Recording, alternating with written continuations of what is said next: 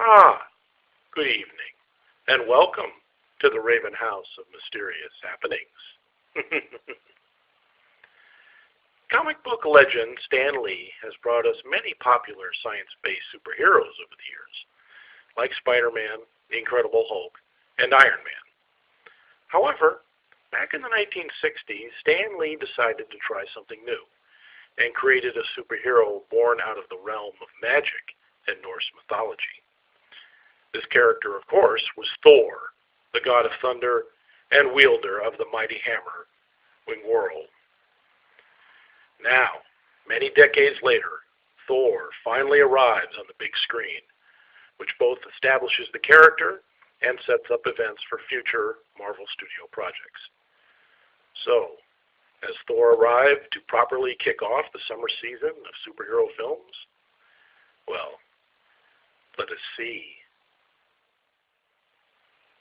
Thor!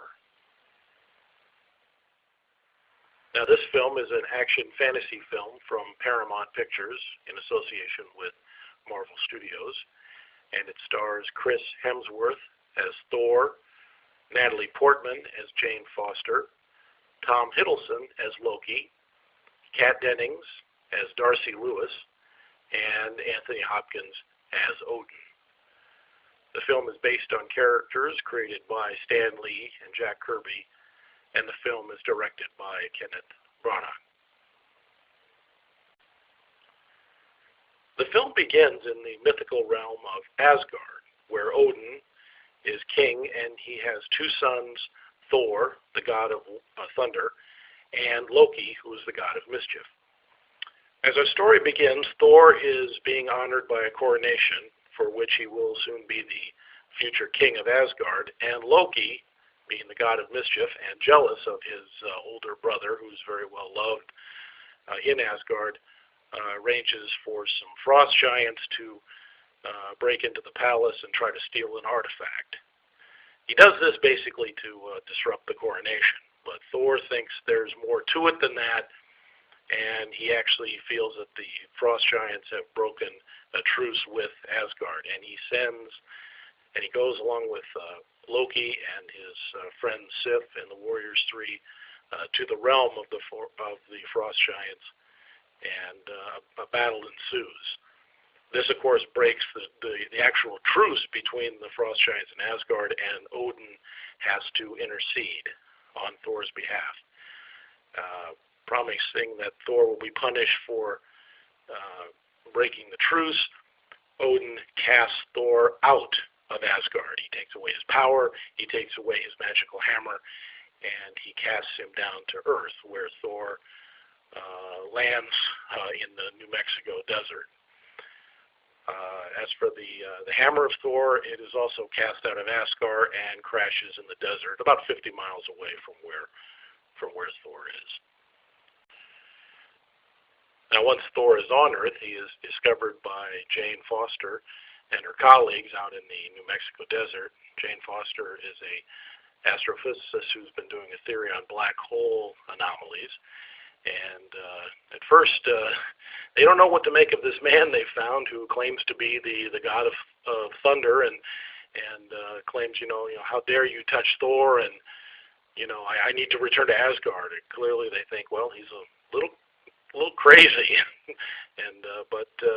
But Jane thinks there's something more there, and for one thing, she knows from her readings that this man who claims to be Thor was in the black hole anomaly that she recorded, which of course was Thor being cast out of Asgard, though she doesn't know that, but she is curious, how did he get in there and what does he know? So that kind of gives her reason to be intrigued by him. Of course, her colleagues, Dr. Selvig and Darcy Lewis, think that Jane is crazy for, trusting this man who is probably delusional, but Jane is willing to kind of take that leap of faith and believe that he may be who he claims to be. Meanwhile, Thor learns that the hammer has arrived on Earth as well, and he goes to retrieve it, only to find out that the U.S. government and the super spy agency SHIELD has already established a base around it and is attempting to study it, which makes it difficult for Thor to retrieve the hammer, but he knows he has to because, that he wants the hammer back and be able to prove once again that he is, he is who he is. But that proves to be a little more difficult than before, because part of the reason Thor was cast out of Asgard was so he could learn a lesson in humility and importance to put others before him, and that, of course, is something he has to do before he can wield the hammer again. Meanwhile, back on Asgard, Loki has learned some interesting information about his own history and has approached Odin regarding this, which creates some more tension between the two, and it's clear to Loki that he should be the rightful heir to the throne. He says, "You've cast out my older brother, who everybody loves, and now I learned some interesting things about myself, and I should be king. I'm going to take what is rightfully mine." So we have that family dynamic playing out at Asgard as well, while Thor is on Earth. So it's really a story that is unfolding on two levels, or two different locations. The film also contains a couple of hints, or I guess tributes to other Marvel films like Iron Man, and a hint toward the upcoming Avengers film as well. So that was some other good things that they added to it. Overall, though, I really enjoyed Thor. It was a very strong, very good story. The plenty of action scenes, beautiful special effects, and there's a great fantasy element. Most of the Marvel films, such as Iron Man or Incredible Hulk, very solid with science, but this one was with Thor is much more about a magical realm. It's magic as the science we don't yet understand, and some of the scenes actually very reminiscent of like Lord of the Rings, especially a battle scene that occurs in the past between the Asgardians and the Frost Giants. I thought Chris Hemsworth as Thor was spectacular. He was so good in the role. He had the look, he had the mannerisms, and just kind of like the attitude, a little bit of a cockiness to begin with, but also very charming, and he did an excellent job. Very charismatic and very believable. So he was quite a find and a great for the role. Natalie Portman, of course, she's a great actress. She does a really nice job here, playing Jane Foster. She's a scientist who has to kind of, take a leap of faith in believing that Thor is who he says he is, and it's it makes for it's a good role for her, and she does a great job with it. Anthony Hopkins, of course, he's always good. Very strong presence, and he plays Odin with the kind of the authority and the strength that you would expect from the king of the Asgardians. He loves his sons, but he's a stern father, and he wants Thor to learn what it means to be king. And Anthony Hopkins has that presence, and he makes it work, and he does such a great job in the role.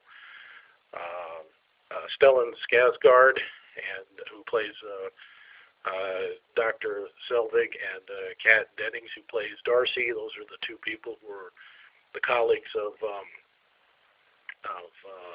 Natalie Portman. They both do a great job. They kind of bring, kind of some humor to it, and also just kind of ground the story, and the story that's on Earth. Like, it's like, Jane, are you sure you want to trust this guy? And and then Dr. Selvig, he knows something of Norse mythology, and he starts to wonder if maybe this guy might be who he says he is, but he's not sure either. But he tries, they both try to be the voice of reason, and in essence, they kind of act as they bring some needed humor to the proceedings, which is just really good. And finally, I want to mention Tom Hiddleston, who plays Loki. He was really amazing. He brought such a range to this, the villain of Loki. He kind of made him a sympathetic character in some ways. He did such a good job Just, the character kind of starts out, like Thor starts with the arrogance and has to learn some humility. Loki kind of starts, he's a bit of a trickster, but he becomes very emphatic, like, I am going to be king. The jealousy of my brother, I am better than my brother. He brings a real intensity, and it's interesting to watch. I mean, to be in the shadow of an older brother who everybody loves like Thor had to be, that's tough on a character named Loki, and he makes him somewhat sympathetic to begin with, but of course the way he deals with it is wrong, but still there's a lot of power there, and a lot of just some great scenes between him and Anthony Hopkins. It just, there was some just great acting there. The whole story just kind of plays a bit like a Shakespearean family drama, which for a director like Kenneth Branagh, who's known for doing Shakespearean films, this actually works for him. He knows how to make this story work with this family dynamic, and at the heart of it's a family drama. It goes through trials and triumphs. The father, the two brothers were very different and everything, but it all works. With this backdrop of the Asgardian world and very fantastical setup, and of course what's going on Earth, and we know there's some other characters out there, other Marvel characters that eventually Thor is going to meet in the future film. So it's overall it's a great film. It sets up events that will be covered in future films, but I was just really entertained throughout. Comic book fans, it's a great film. If you're a fan of Thor, you won't be disappointed. I sure wasn't. And even if you're not a comic book fan, it's a film worth seeing. There's a real heart to the story. It's a family drama, but it's played out in a very spectacular way, and it's a lot of fun, and I can highly recommend it. It's definitely worth seeing, and definitely worth seeing on the big screen, and it'll be a great fun to see where all this is going to go. So Thor is definitely worth seeing, and I hope you get a chance to check it out. Well, that's about it for my review, and that's about all I have. So thank you very much for listening.